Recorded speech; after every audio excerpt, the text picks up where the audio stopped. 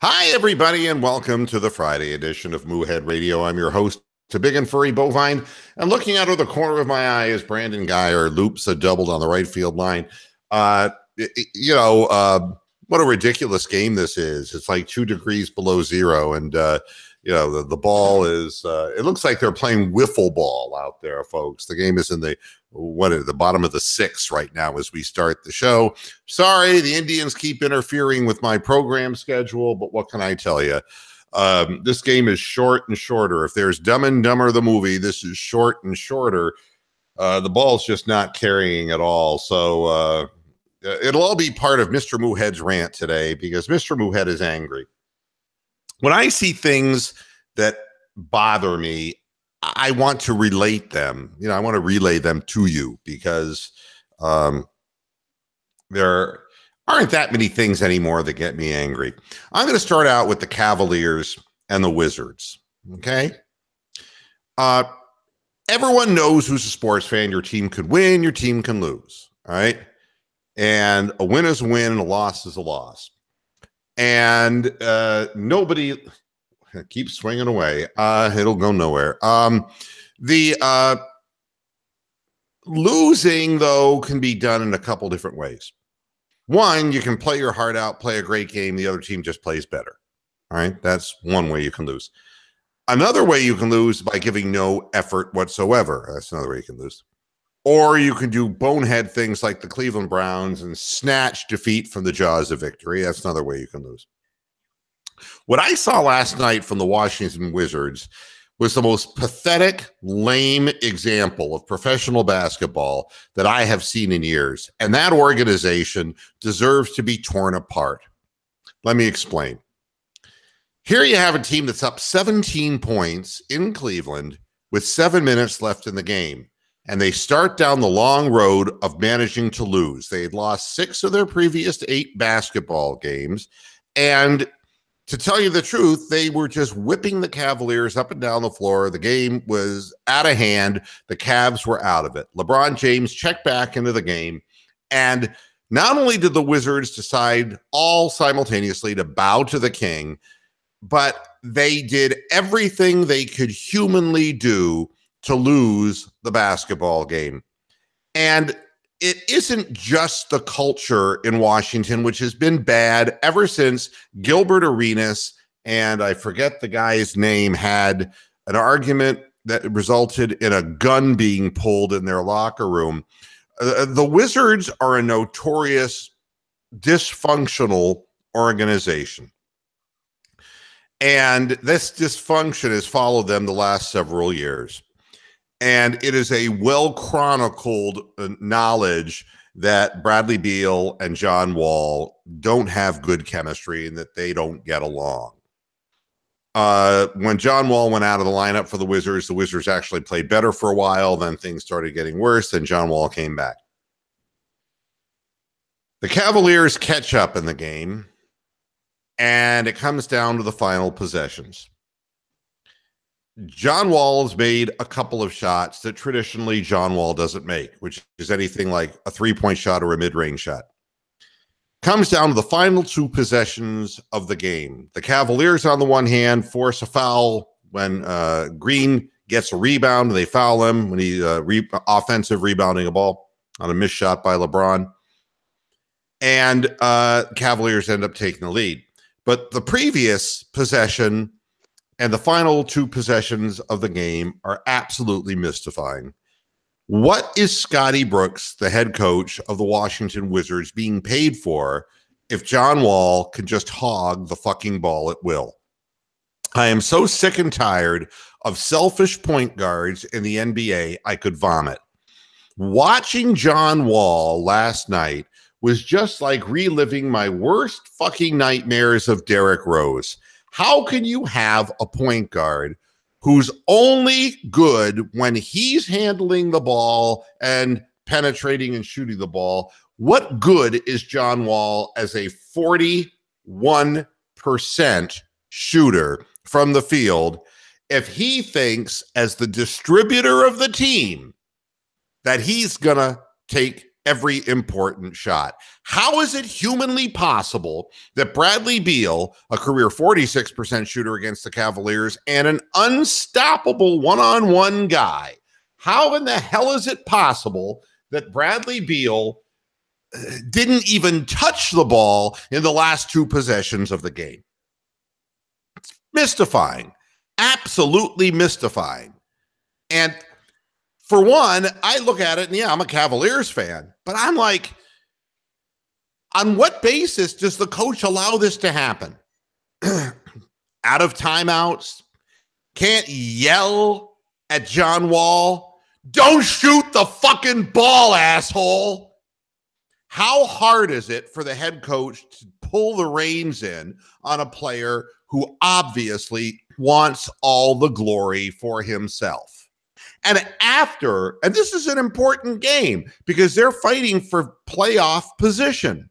Are they going to be 6th, 7th, or 8th? That defines who you're going to play in the playoffs. They're trying to establish a little bit of momentum going into the playoffs when they'd lost 6 out of 8. They played great basketball for a stretch. Well, kind of. We'll get to that in a minute. And all of a sudden, it just becomes the John Wall show.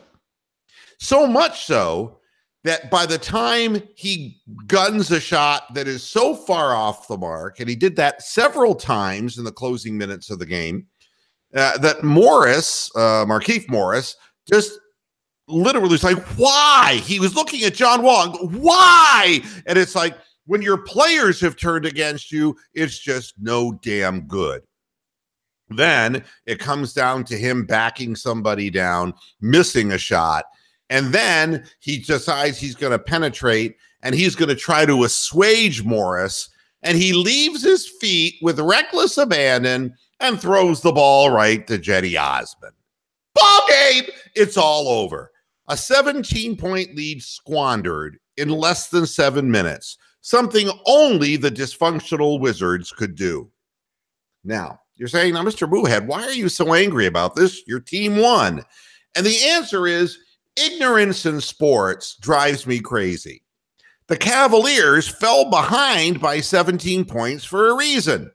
That's because the sick one, Tyronn Lue, he obviously either has a disease that affects his judgment or he has no fucking judgment at all. How do you put a lineup on the floor with Tristan Thompson and Larry Nance Jr. on the floor at the same time and slow Kyle Korver on the floor at the same time? How in the fuck do you conjure up a rotation like that? And why would you be surprised when they fall behind? And who bails you out? The same person who always does. LeBron James bails you out. And after the game, what does Ty Lue say? Well, I guess I was kind of rusty. Go have chest pain somewhere. I don't need this aggravation. Why were you falling behind by 17 points? Just to see if LeBron could bring you back one more time? I'll tell you, if Ty Lue has a fucking heart attack, he better pray to the baby Jesus that LeBron James has the stimulating paddles in his hands to revive him, because he's the only reason that Ty Lue has a fucking job right now. And if LeBron James leaves, you're going to find out just how bad a coach Ty Lue really is. The insistence of allowing John Wall to shoot the basketball is no different than the insistence of playing Tristan Thompson when he clearly doesn't have it. He's not nearly as good as Larry Nance Jr. He's not as quick. He doesn't jump as high. He doesn't verticalize as well. He doesn't protect the rim as well. And he doesn't have a 15-foot shot. So tell me, why does he keep inserting Tristan Thompson in the lineup? And why do we keep, he plays one decent game against the fucking Pelicans, and it's like, oh, there's our guy, Tristan Thompson. He's back to the good old days. And it's like, you know something? I don't give a fuck what Tristan Thompson did for me a couple years ago. I don't care. This is a business, and this is a competitive league. We're trying to win. I don't care. Maybe Ty Lue gives a shit, but a good coach wouldn't give a shit, because when Tristan Thompson is out there not giving a solid effort, and he's not boxing people out, and he's not stopping anything at the rim, he's not playing the pick and roll defensively, He's gumming up the lane on offense so we can't penetrate. I mean, didn't you notice when he came out of the game, LeBron James, what did he do? LeBron James went to the hole at will because the lane was wide open, because fucking Tristan Thompson and his fat Kardashian ass wasn't parked in the paint. It's that simple. But it's not that simple to Ty Lue. No. I'm not done yet. And the reason I'm not done yet is I have to watch the bozos that I'm looking at now, Tito and the Cleveland Indians. Why do I feel I'm living Groundhog Day? Why do I feel like the Indians can only score in the first inning and then they don't do anything for the rest of the game and you can see it happening by the third inning?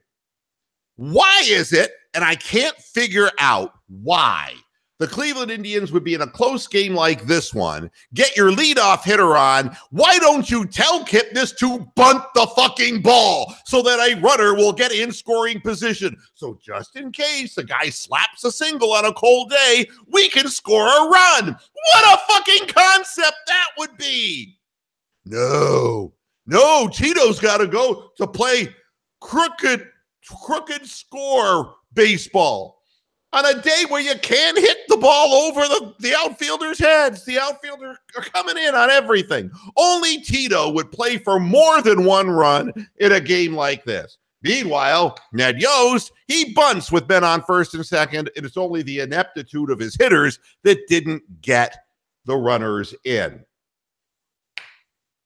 Last year, I can't tell you how many times the Cleveland Indians start out the beginning of the game, they score a bunch of runs, and then they don't score again for the rest of the game. And it just happened in the game before this one. They didn't even get a fucking hit for the rest of the game. And we're just sitting there waiting for the other team to hit the walk-off. And you knew it would be Zach McAllister who'd come in and give it up. Oh, one pitch, Zach. Just groove a fastball to a guy who's not even a power hitter. And bam, out it goes. Oh, that's it. We could have played 20 fucking innings and Tito wouldn't have found a way to score. He never does. Why do you think our record is so putrid when we're behind after the seventh inning? Why do you think we never win? He can't manufacture runs. He's hoping that his big bats, whoever the fuck they are, the big bats are going to drive in the runs. That must mean guys like Geyer. Have big bats. Big fucking bats like that. So I'm watching the same game again. It's Groundhog Day. The Indians had better get them out for the rest of the game because they're sure as fuck not going to score again. And now the pressure's on Nick Goody. And, I don't know. This is the bugaboo, isn't it? The seventh inning.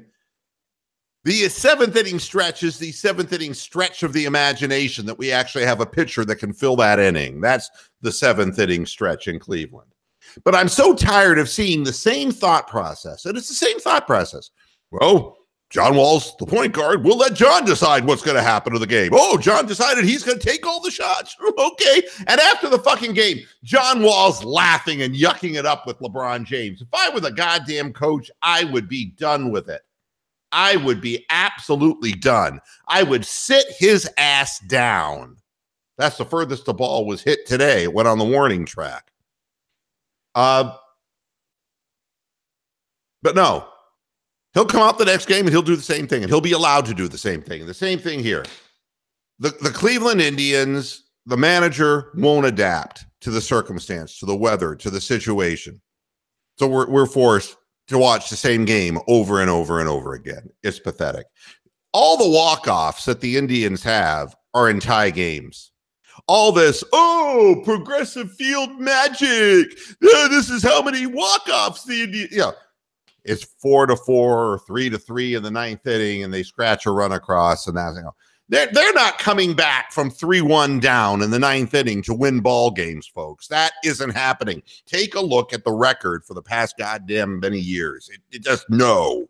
And I hate that kind of static thinking in athletics, because it's like, You go to the same well over and over again, and you get the same result every time. It's pathetic. Boy, Goody's grooving him in there, isn't he? Boy, he's daring him to hit it out. 90-mile-an-hour flat fastballs going to the warning track, but we got out of the inning. But they're hitting the ball. The Indians are not even getting close to scoring any runs. All right. With that, the rant is finished. And with me is Matt, who's watching the Indians with me. Matt, come on, put me in a better mood here. I mean, what am I watching? Yeah, like I said, it seems like the same thing like last time against the Angels on a Monday. I mean on what was it, Wednesday? It's all a blur to me too. It's just like to me, to be honest with you. I mean, like we're already daring them to get hits and stuff. So it feels like to me that they're gonna like hit a 2-run home run or something, and then we're not gonna ever come back. So that's what it feels like. Leads that the other team has do seem insurmountable when you take this particular approach. And yeah, we have pitchers. Cookie's a really good pitcher, and Kluber, God only knows, is a great pitcher. And you're one mistake away from eating shit and dying because there's no such thing as an add-on run to Tito. I mean, in a game like this, one more run, the difference between a 3-2 and a 4-2 lead is humongous in a game where you really can't hit extra base hits. It's huge. I would feel more comfortable, though, if we had an extra run or something, though, because then at least the pressure's not on us that much.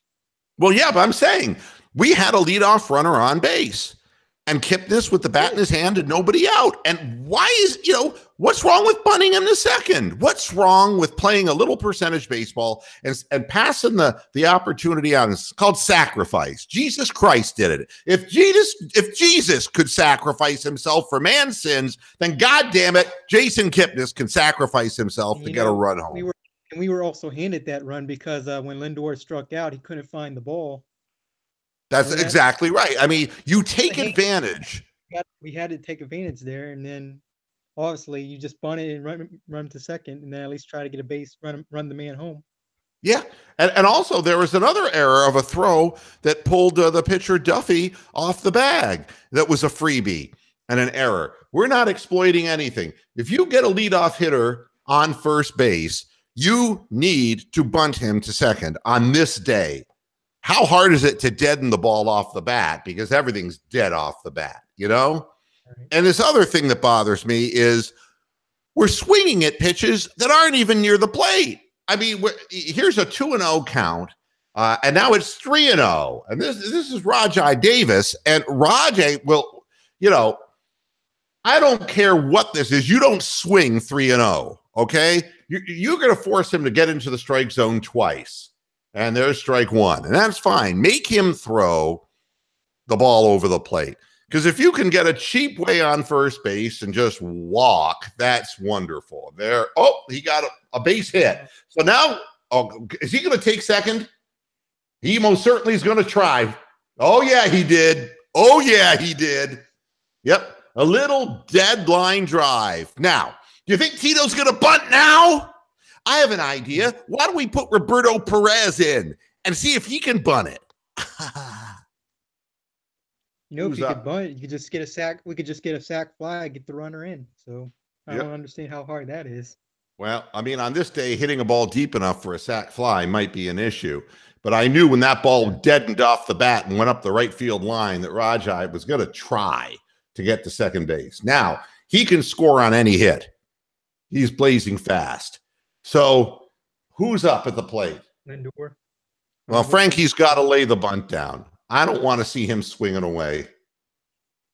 God, that first baseman's got to shit himself if he swings, though. God,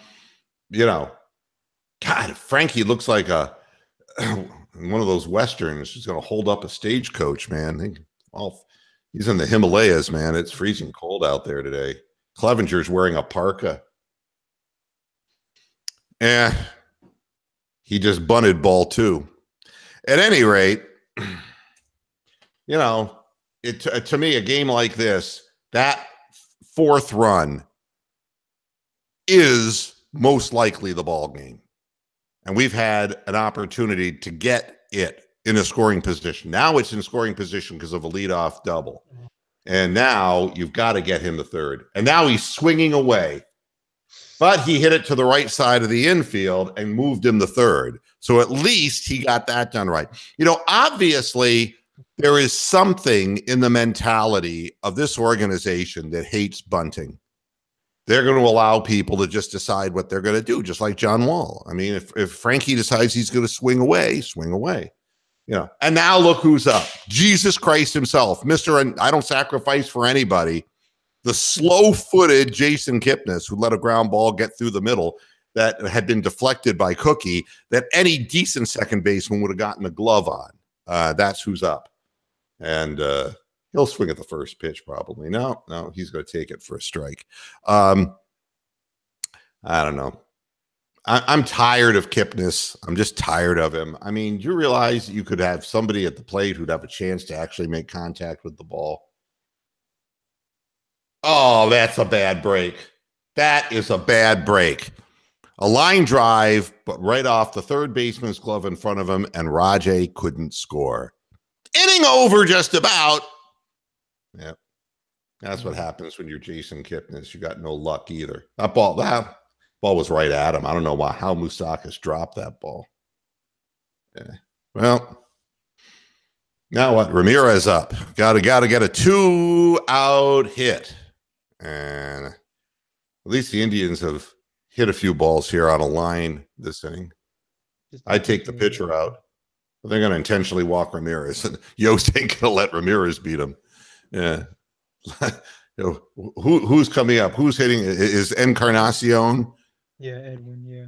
He ain't walking no Parrots today. Parrot froze to death. Yeah. Parrot froze to death. So, you know, so here we sit with an opportunity, at least. We've been on first and third and 2 out. But a guy who is a power hitter in weather like this, you know, ground out. You know something? What he's got to do is he's got to just pare down his swing and try to go the opposite way with it. I really think hitting to right center and just trying to place a ball out in the right center field, if he has the ability to do that, you're not going to pull the ball anywhere today. And that's, you know, again, what we were talking about the other day. They just let Ramirez steal second base. So, you know. Yeah, because they know they got the out. So. Yeah, I think that you've got to pitch Encarnacion in this situation because you're not worried about him yanking it out. You don't want him to get his arms extended to go the other way is what you don't want. So I wouldn't be surprised if they pitch him in. No, they pitch him away, and that's really fucking stupid. 2-0. Is Geyer next? Is that why they're pitching around? Yeah. Yeah. There you go. Yep. Brandon fucking Geyer. 2-1. Encarnacion had a fastball right down the middle. Didn't have a good swing at it. And it looks like they're warming up a lefty in the bullpen. So, I don't know what we have.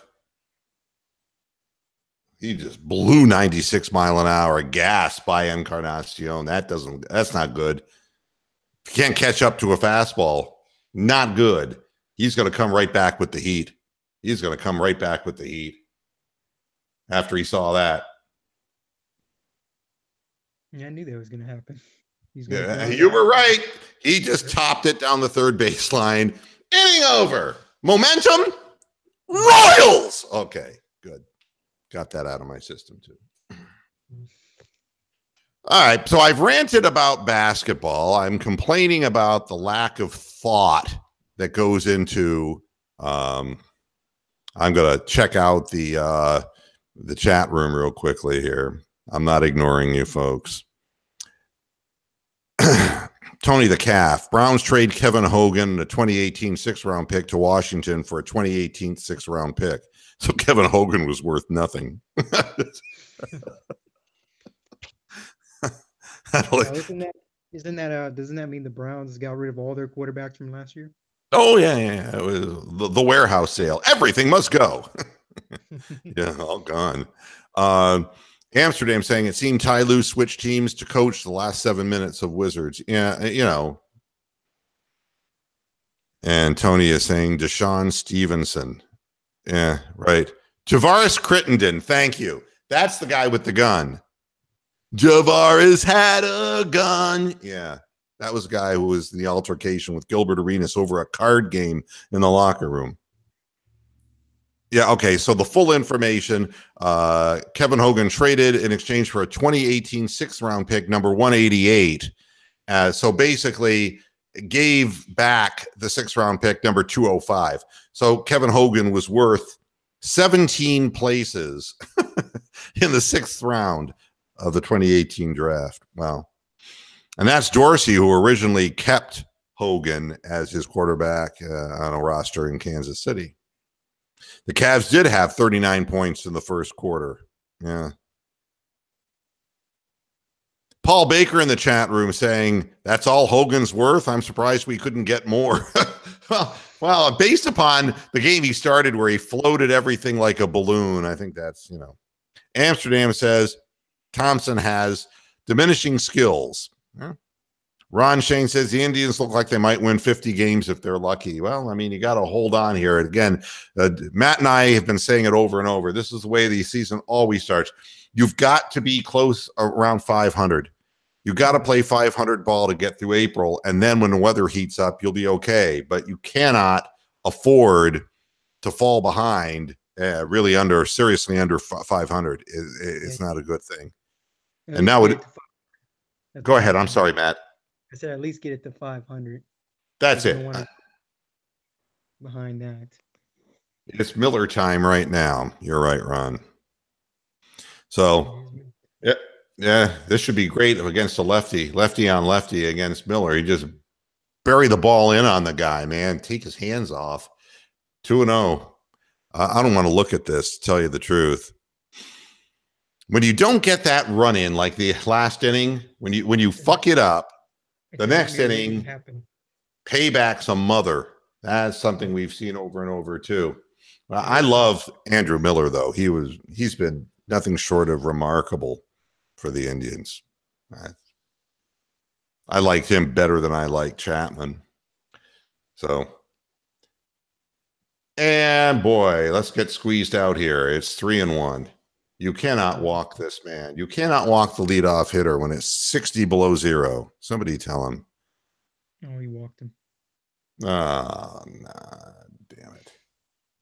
Unbelievable. Unbelievable. I don't even know. He's coming. Who is? I said, looks like tragedy is coming. Oh, don't even go there. I don't want to hear that. No. In the world of sports, in the Masters, wow. Tiger Woods just decided, well, you know, this course is just too tough for me. What a horrible round for Tiger. He's 3 over on the day, and he is basically tied for 40th, and he is just one under the cut line, and he's on through 16. He's got 2 holes left to play. I mean, and to put that in perspective, the leader is 9 under.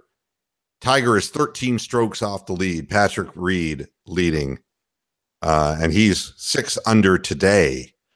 Mark Leishman is 5 under today, and they're at the top of the leaderboard. So, is Tiger Woods done? I'm not going to say that he's done. How you doing, Steven? I wouldn't say that he's done, but you know something? These young guys today don't fear him, you know, and I noticed after yesterday's 1 over, Tiger said, there's still a lot of golf to be played. There's no intimidation factor with Tiger. He's a curiosity, kind of like if you were in a museum looking at a relic. He's a curiosity. Young players know who he is, but it's just too much to ask at this point, at 42 years of age and a total back fusion, that he's going to step up in the Masters, and that he's going to deliver. And it's one thing in a smaller tournament. You get into the big field in a major, and there's another hit. So it looks like Matt is correct. Tragedy is happening in front of our eyes for opening day. Too much Indians baseball to know this story. So yeah, well, they're up. Indians are up 3-2, so it looks like they may go to 3-5. What, 3-4? No, well, they're now the Kansas City Royals have been on first and second in the 8th with nobody out. Yeah, no Indians when it's 60 below zero. Yeah, right now. Bullpen is who's on your bullpen that's up pitching right now? Andrew Miller. He's our 8th inning stopper, and he's not getting it done. He walked the guy and gave up a solid hit to left field. He's not. Let's just say that what's normally accurate, he's throwing the ball right into their bats. That's kind of what it looks like. But here's the beauty of your division. We all know that the American League Central hasn't really, there's not. In other words, there's not a team with the lead right now. I think if I looked at the standings yesterday, I think the White Sox were like 3-2, and then every other team was at 500 or below. So it's like the American League. Time, though, like we were saying earlier, though, at the same time, though, you don't want to fall below, 3 games or 2 games below 500 near the end of the month. True, but also Indians are also known for having a very slow start. Yeah, we know that. Yeah, we know that, but in the end, now there's an 0-2 pitch that Miller hung right over the plate, a breaking ball that did not have the tilt. When he's really good, that ball literally dives. That one just kind of rolled over and he's lucky to have gotten away with that pitch. And especially to somebody like Moose, and he got him. And I don't even think that pitch, I want to see the pitches that he throws where the ball starts right out at the left-hander and then late breaks over the plate. It doesn't look like the ball is breaking that sharply to me. Look at the 0-2 pitch he got away with here. They're showing on replay. It's just he's fortunate to have gotten away with that. But now there's one out with men on first and second. What can I tell you? All right. Anything else happening in the wonderful world of sports? Well, I don't know if y'all guys covered the Kyrie Irving season-ending injury. Yeah. Okay. We kind of knew that was going to happen with the way his injury. Yeah, I know, but this kind of adds insult to injury in terms of the parity and how the playoffs is going to be. In terms of the dilution of the integrity of the playoffs, because when you add all these stars that are already out, it kind of reinforces to the idea. I was actually having a conversation with my dad yesterday about this, and he said, if this doesn't illustrate an 82-game season being too long, being too many games with all these injuries right now and actually affecting, the playoffs, in terms of not having all the stars there, this should now start the conversation of shortening this NBA season, because 82 games is just way too many. And the injuries the mountain of superstars that are out for this playoffs that will not be participating reinforces that. Well, I'll tell you, in the case of Kyrie, though, there was, the alleged threats that Kyrie made to the organization. If they didn't trade him, he was going to go have surgery on the knee. So there was a prior belief that Kyrie Irving was partially damaged goods when the season, began, and that minute restrictions were in order, and that he was definitely going to have a procedure after the season. I don't think anybody thought that it was going to get to the point where he would need 2 procedures. But again, I think that there is definitely reason to believe that, the 82-game argument may not fall on this player as much as some others who, through wear and tear, this guy had a knee problem, and an acknowledged knee problem that he used as a bargaining chip before the season even began. So I kind of think that there is something to that. And now it's ball 3 as Miller, with 2 men out, decides he's going to get wild against Cuthbert. Well, so I'm kind of glad that we're talking about this, because my dad mentioned yesterday we saw the Celtics Raptors game the other day, and I don't know if y'all saw how horrendous both of these teams were playing. Terrible. 30%. It was one of the most boring games. My father said, if this is any indication that this is going to be your Eastern Conference Finals, these ratings are going to be very, very, very impacted unless the Cleveland Cavaliers come out of the East. It's not going to be a good NBA Finals. It's not. No, it's not going to be competitive. And what it looked like to me watching the Celtics play the Raptors is that the Celtics were just disinterested and out of just not with it. Both teams looked tired to me.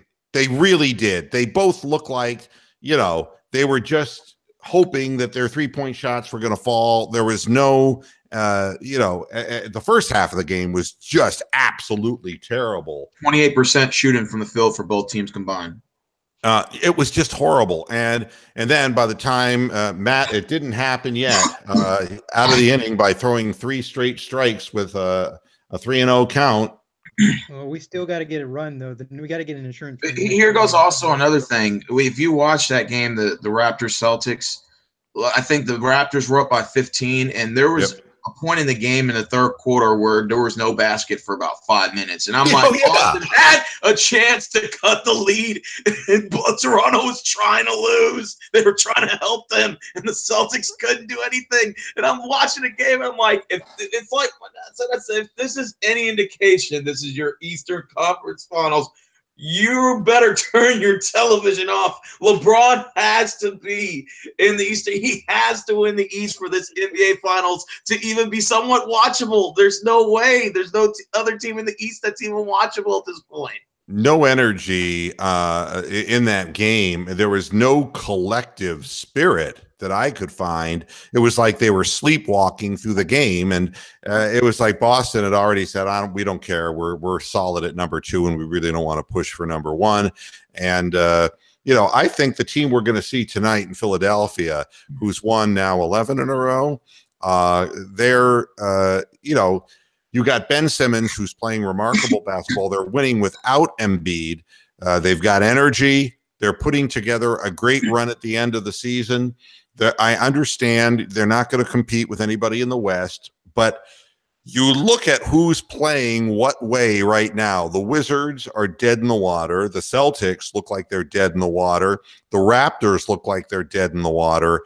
But the Pacers look good. Yeah. And the 76ers look good. Those are the 2 teams that are going into the playoffs. And the Cavaliers now have won 10 out of 11, even though you don't think of them in terms of being a hot team because of everything we've been through this year.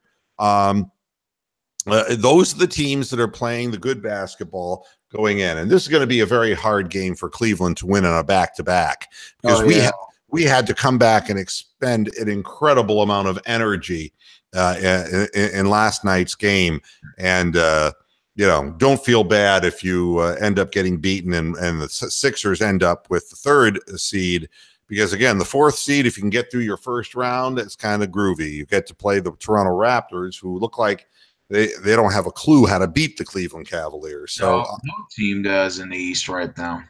Yeah, it's it'll be interesting to see how it all plays out, but I agree with you. The other thing, Tony the Calf being in the chat room, and I don't know if he still is in the chat room. Wow, his team is on the verge of bowing out. I mean, they lost to the Nuggets in a game they should have won where Andrew Wiggins no-showed. It's they lost, and now they're only 1 game away with 3 to play of missing the playoffs. Yep.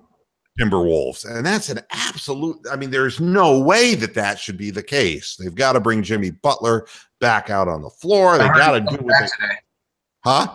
He's coming back tonight. Oh, they have to. What choice do they have? Their postseason depends on it. Not that they're going to make a deep run, but for them not to make it would be absolutely terrible. That would be like, and to lose to the Nuggets in a head-to-head game like that, where they could have just ended it. So that guess who had a good game last night? Old man Devin Harris. He had like 21 points. I think he had 5 3-pointers.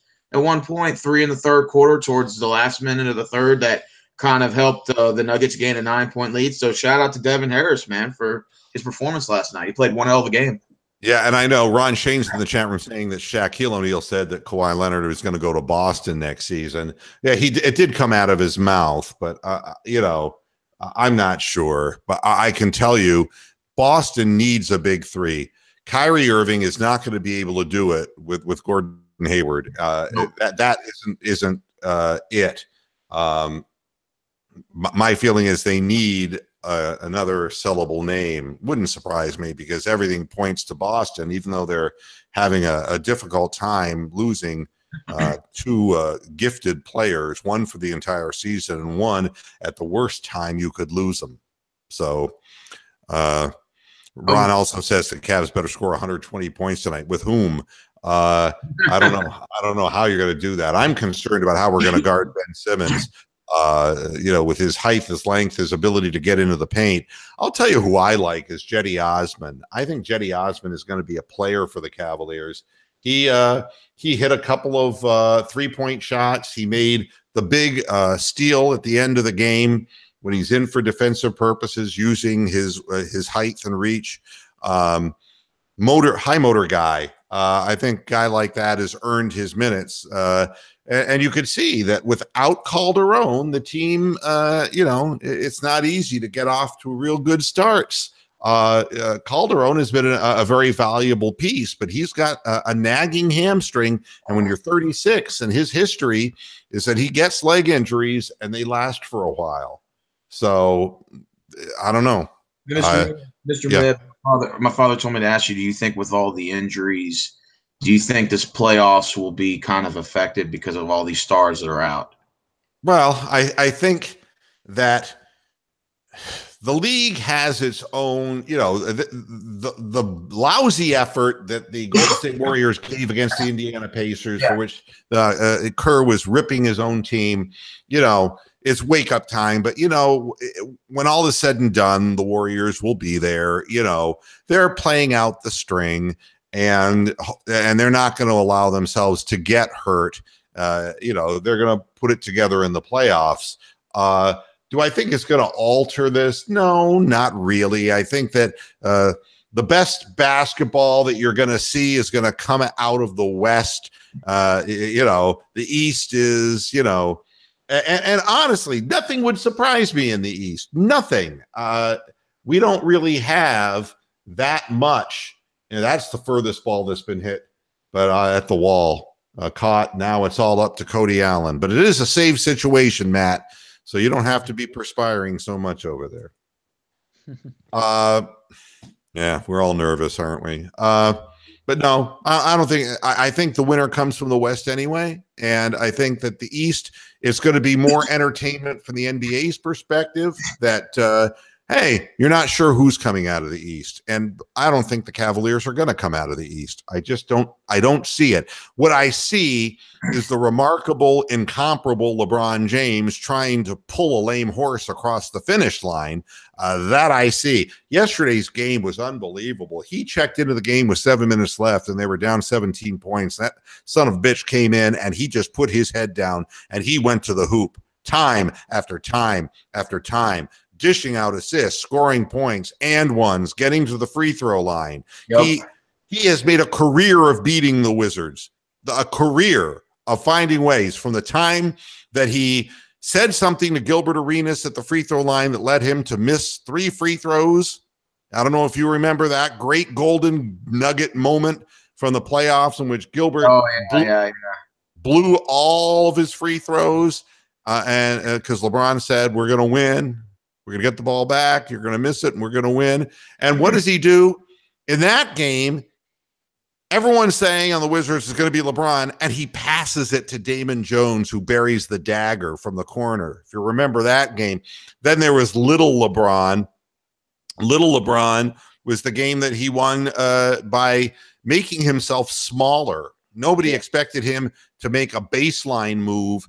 Usually it was when he was young like that, right across the lane, he's slamming in. Instead, he went little and just tightrope walked the baseline and laid the ball in and beat the Wizards. more ways than you can imagine. The bank shot from 35 feet off balance to tie the game, to send the game into overtime. You name it, he's done it to beat the Wizards, and it's like they become glassy-eyed when he walks onto the floor. It was you could see it happening. You could literally see it. Do you think teams in the East are kind of a little intimidated by LeBron? Because if you look at like prior playoffs where he sweeps through all the teams and LeBron's used to beating all these teams, do you think teams are a little bit intimidated by him? Yeah, absolutely. But I think that what they are less intimidated about is that LeBron is of an age where having 7 good playoff games, or maybe 4 if it's good enough to win, who's going to pick up LeBron when he has a bad night? That is the raging question, because there is no Kyrie anymore. There is no right-hand guy that you can count on if LeBron goes into the tank. Kevin Love is a nice player, but Kevin Love scored 16 points in the first half of last night's game and 0 in the second half. I mean, it was one thing when he was firing in threes because Gortat wasn't coming out to cover him. But when he had to post up and when they put somebody to cover him from the 3-point line, he was not a factor. It's difficult not to have a guy 2-0 as the wild Cody Allen comes in. And we want to remind everybody along the line here, as the Indians are trying to put this game away, that the Cody Allen that loses in the 9th inning is the one that falls behind in the count. The Cody Allen who wins is the one who's throwing strikes and also has that big yakking curveball. So far, we've seen 3 fastballs here in the cold weather. It might be hard to grip the baseball in the cold weather to throw that hook, and that means Cody's going to have to go right at him. Well, you guys are up 3-2 in the top of the 9th, so it looks like you might have a legitimate chance of pulling this off. Well, you got your closer in. This is what he gets paid to do. And there's ball 3. And, and Matt is ahead of me. I don't know why you're always ahead of me, Matt. But because mine's in HD or something. I don't know. Yeah, there's a delay on my system here that Matt looks like a guy with ESP, when in fact he really only has ESPN. Ball 4. So Allen walks him in 5 pitches, and I'd like to see a statistic on how many times a walk that Cody Allen delivers in the 9th inning of a game costs him a blown save. He'll give us a good scare, though, like he always does. You know how like he closes it out, but he gives us that scare where it feels like they're going to score a run or something. Eric Carrasco had a good 6 innings. Did he have a good 6 innings today? Carrasco was good. Yeah, Carrasco was good. The thing with Cody Allen, when he struggles, he usually gives it up. He can be overpowering. There's the curveball. When you throw the off-speed pitch for a strike, then that 95-mile-an-hour rising fastball, guys are forced to swing at it and they're off balance. That's the problem. Now, Bob Wickman was the guy years ago who always would extricate himself from horrible situations as a closer. Cody Allen, to me, is either really, really good or really, really bad. And there's another yacker, but that was in the dirt. And Mr. Not that this is not an important question, but if you noticed, they said in the first week of MLB, they've already tied the amount of times that they've had to postpone games throughout the whole season prior to. In 1 week, they've already had to cancel 7 or 8 games. Had to reschedule. They just canceled the Dodgers San Francisco Giants game today. The weather pattern is really bizarre. I will give you that. And to have snow flying, around the northern half of the United States is obviously, usually it would be cold, but not like that. It's been Arctic. So they're saying it could snow into May in some of these cities. Yeah. Oh, that's wow. Imagine the amount of cancellation games. They were postponing games. Now, who's saying that? That's what reports were saying on MLB. It was saying that there's snow likely to carry in through late April, possibly beginning of May. That's unbelievable. That Canadian current, there's a ball in the dirt. The Canadian current, I'll draw it, it comes down like this from Vancouver and dips down. That's always the Arctic pattern. And that we must be in some kind of a static front where all that cold air is coming down. Wow, that's crazy. In like Minnesota, Detroit, Cleveland, New York, all these sort of northern cities that are in that Arctic line is going to be affected. You know, they're going to have to probably consider in years to come if this is going to be a current thing. Maybe get them on the road. Strike three. All right, one down. Matt already knew, but Matt's playing poker with me. He's not giving it away with his face. Matt's a good poker player. Yeah, a good running fastball at 93 miles an hour struck out. So now 1 out, 1 on. He's gonna get out of it. I think he's gonna get out of it, but like I said, he always gives us a good scare, though. Well, we'll see. I mean, you might be the soothsayer here, Matt. You might be the one who predicts. You predicted exactly what Encarnacion was going to do. So let's hope you're right about this one, too. I'm going to stay on the air until this thing is resolved one way or the other so I can make – I wanted to ask you a question. It was Browns related. I know we haven't even gotten to football yet, but I just want to ask since the question's already popped up. I forgot my father asked me this. He said it was a two-part question. He said, number one, with the NFL – the way the NFL draft works, sometimes teams, when the scheduled times and dates comes out, you know, a week or two before the actual draft, that sometimes certain teams kind of strategize against who they're playing in the first week, and sometimes they'll draft a player based on who they're playing in the first week. That's going to kind of help impact a chance for them to win in the first week. And he was saying that, do you think if you guys were to play on the road on the first game in a tough environment like Pittsburgh to start off the year, do you think that would kind of push more of the effort to draft a quarterback versus if you were to play the Bengals then you draft somebody else? No, what I believe in the NFL is when you get into the preseason and you start selecting your roster and you get it down to the what is a 53-man roster, you then Cody Allen, man, bouncing him in. Not good.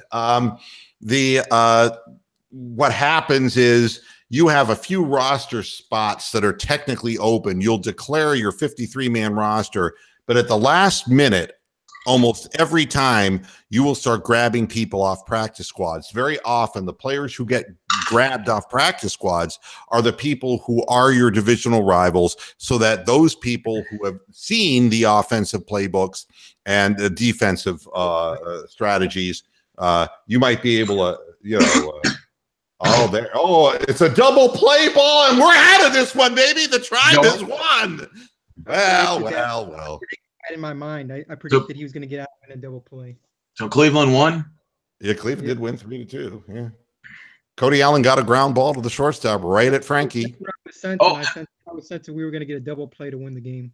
Yeah, nice. Man, I'll tell you, you're scary, man. Also, Mr. Moohead, let me ask you a question. Yeah. Who would you like to see Cleveland play in week 1? I never really had a chance to ask you that. I know you're going to say, well, I don't really care, but would you rather play your harder games first, like your tough divisional games on the road, or would you rather play a non-division opponent or an outer conference opponent? I mean, is there a strategy to this for the Browns? Well, I mean, as a fan, I guess I'd rather play the harder games first. And if I were Huey, I would also want to play the harder games first, just because when you're 0-4, you can point to an excuse as to why you're 0-4. The theory, and it's where everything goes bad for the Cleveland Browns. When you're a young team and you are learning a new system and you have new pieces, the season can be broken down into 4 equal parts, 4, 8, 12, and 16. The first 4 are going to be the most difficult because you're less familiar.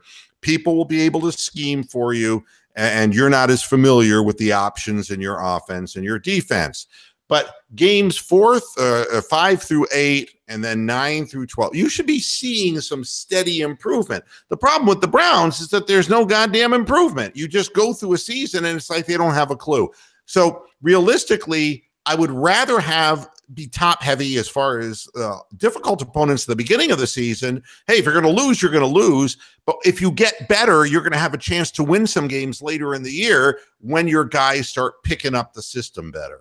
So would you rather play at Pittsburgh, at Baltimore early in the season, or does it really matter in terms of those two teams? As far as those two teams are concerned, Baltimore is weaker. And, I would rather play Pittsburgh first because everyone expects us to lose, and it won't be bad publicity for the team or make them feel particularly bad. I'd rather play Baltimore later because, with Flacco being old and being now injury prone, if RG3 has to play, it would be a good situation to have to face somebody like that with a real chance to win for Cleveland. So. Nice.